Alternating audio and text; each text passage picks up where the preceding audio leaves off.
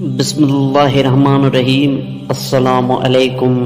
امام ابو حنیفہ رحمۃ اللہ علیہ کے کچھ اقوال ہے جو آپ کی خدمت میں پیش کرتا ہوں۔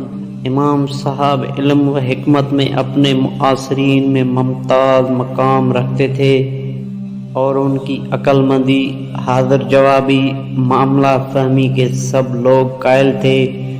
ان کے بہت سے حکیمانہ اقوال کتابوں میں مذکور ہے۔ چند اقوال ملاحظہ ہو۔ علماء دین کے واقعات بیان کرنا اور ان کے مجلسوں میں بیٹھنا میرے نزدیک بہت سے فقہی مباحث سے بہتر ہے، کیونکہ ان کے اقوال و مجالس ان کے آداب و اخلاق ہیں۔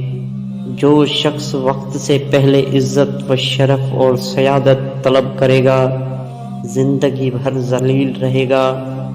جو شخص بغیر تفقہ کے حدیث پڑھتا ہے وہ اس عطار کے مانند ہے جو دوا فروخت کرتا ہے مگر یہ نہیں جانتا کہ کس مرض کے لیے ہے، یہ تو طبیعت بتاتا ہے۔